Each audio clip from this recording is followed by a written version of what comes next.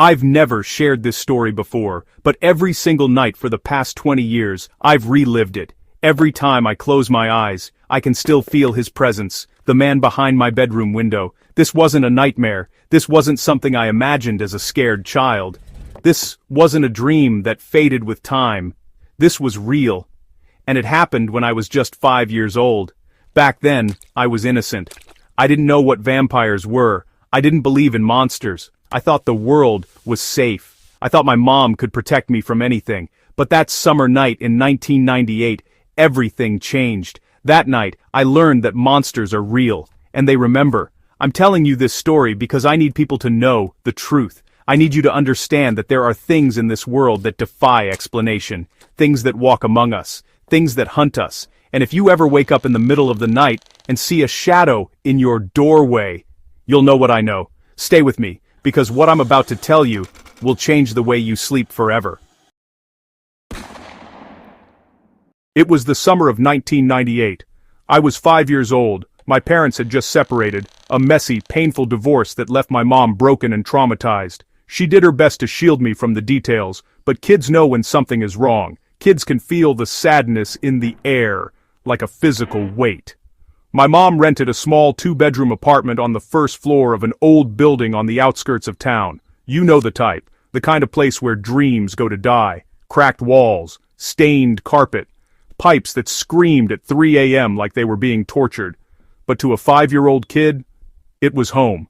My bedroom was small, barely enough space for a twin bed and a dresser. The walls were covered with cartoons and dinosaur posters, Spider-Man sheets that I loved, a nightlight in the shape of a moon. It was supposed to be a safe space for a frightened kid. But here's the thing. I was never alone in there. I never slept in my own bed. Every single night, I would pad down the hallway to my mom's room in my pajamas, dragging my stuffed bear. She never turned me away. She'd lift the covers, and I'd climb in beside her. She'd wrap her arm around me, kiss the top of my head, and I'd feel safe.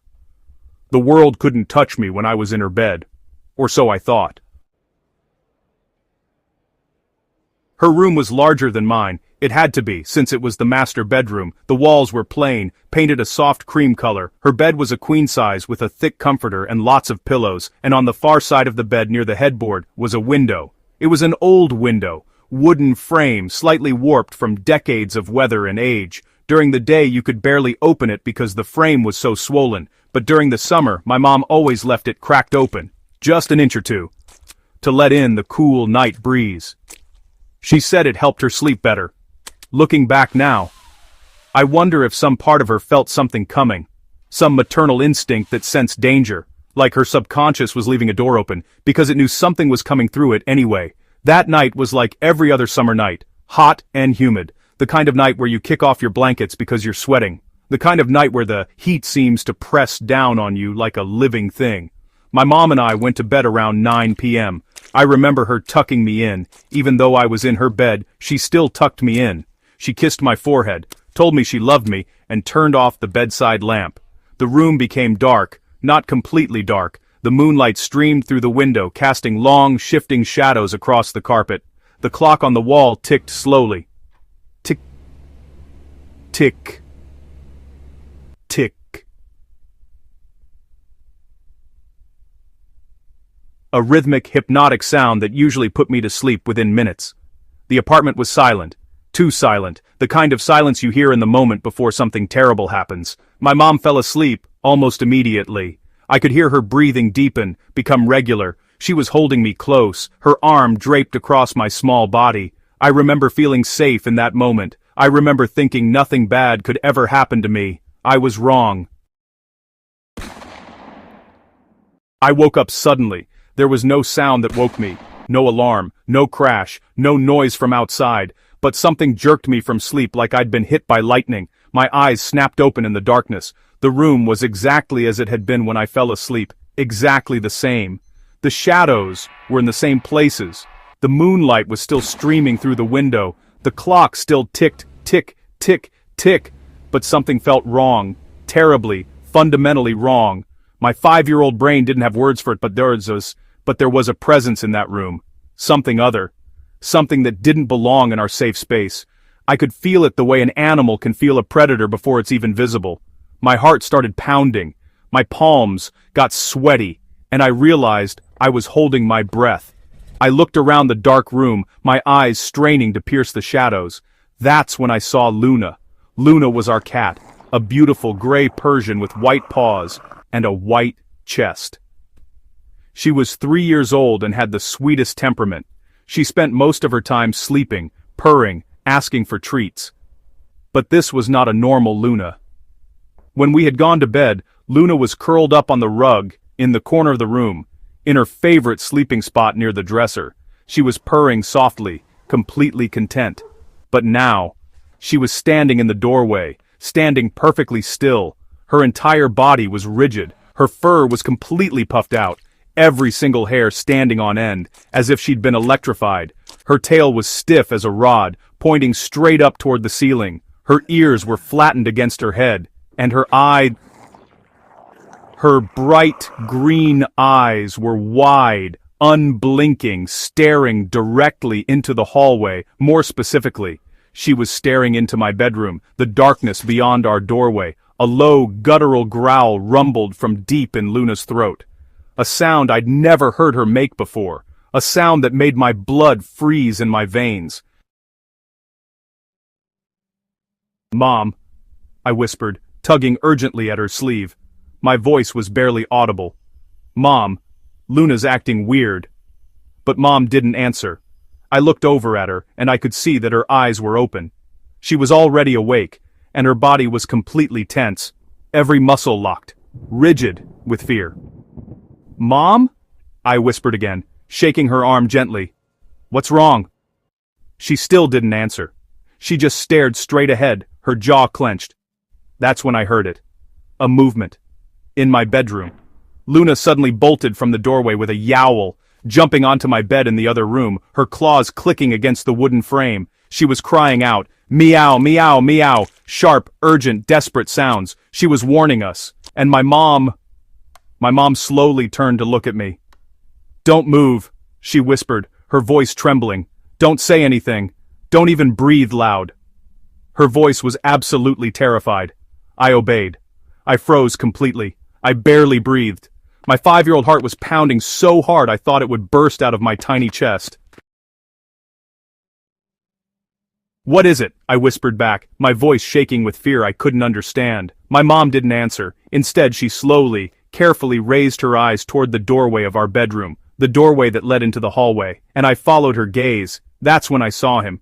At first, it was just a shape, a silhouette in the darkness, a shadow among shadows, but as my eyes adjusted, as the moonlight caught different angles, I began to see details.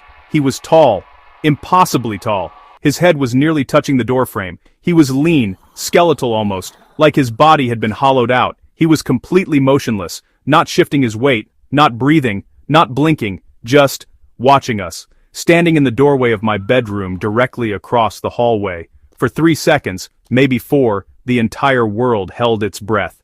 Time seemed to freeze. Then, he took a step forward, one single step. His movement was fluid, graceful, like a dancer or a predator stalking its prey. His footsteps made no sound on the old wooden floors, absolutely no sound, even though he was so tall, so heavy-looking.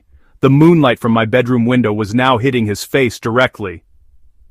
And I'll never, ever forget what I saw. His skin was pale. Not white, but pale like death. The kind of pale you see on corpses in funeral homes. Gray, almost translucent, like all the blood had drained completely from his body. Like he hadn't seen the sun in 1,000 years. His lips were dark, deep purple, almost black, like they'd been decaying, like death itself lived behind them. And when he tilted his head slightly, tilted it like he was studying us, like we were insects under a microscope, I saw his teeth. His teeth were too sharp, too long, unnaturally long.